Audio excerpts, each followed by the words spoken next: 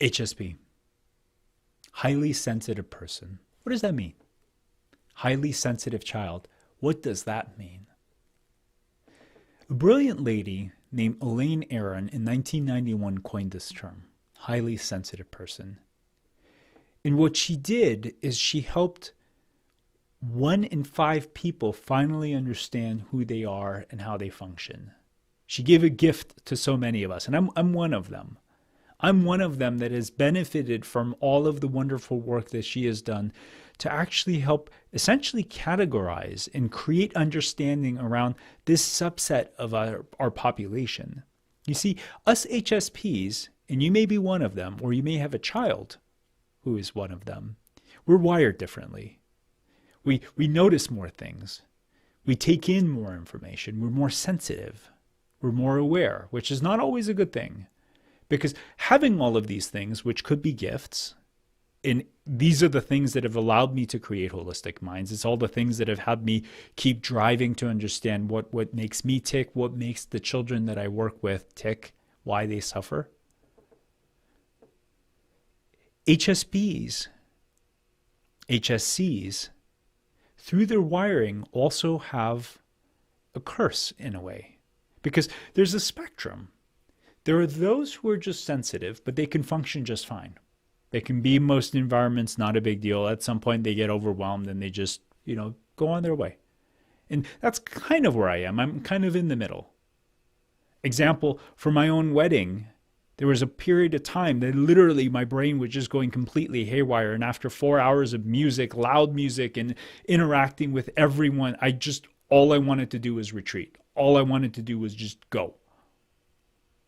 So I can handle most social environments just fine. I can be amongst other people just fine.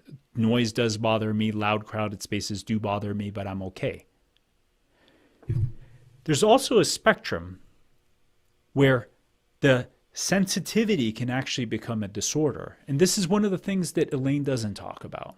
And this is where I actually disagree with her. Because she has normalized this, which is good. But it's also bad because we also call those who suffer as they're sensitive. And that's not true. It's not true because there are things we can do to help.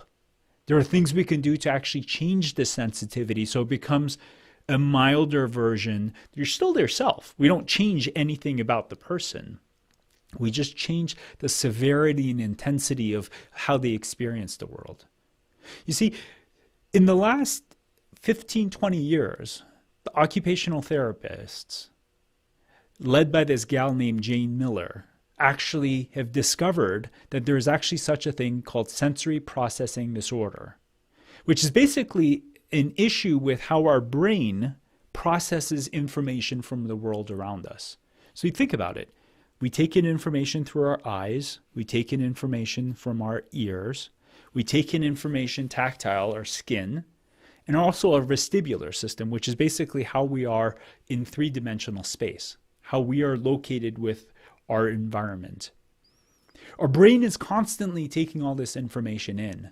And if there's a disorder, if there is an imbalance in the middle ear, in the eyes, the ears, if there's any misfiring, any poor connection, any static in that information, how the information goes in. So we have normal hearing, we have normal vision, everything is normal by conventional standards. And this is the part that's been really difficult for most people to wrap their heads around it. You check the eyes, it's fine. Check the hearing, it's fine. It's how the brain ultimately takes this information in and processes it that's not always fine. And that's where the struggles come in. That's where the difficulty comes in. That's where the suffering comes in. And why I'm doing this, why I'm creating this video, is I can't tell you how many children I've worked with where when I ask the parents, I'm like, so how does Susie do in the playground? Oh, Susie avoids the playground. How does Johnny do in the jungle gym? Oh, no. Johnny avoids the other kids because it just bothers them. So he prefers to play by himself. He's the quiet child. He's the indoor child. He's the thinker.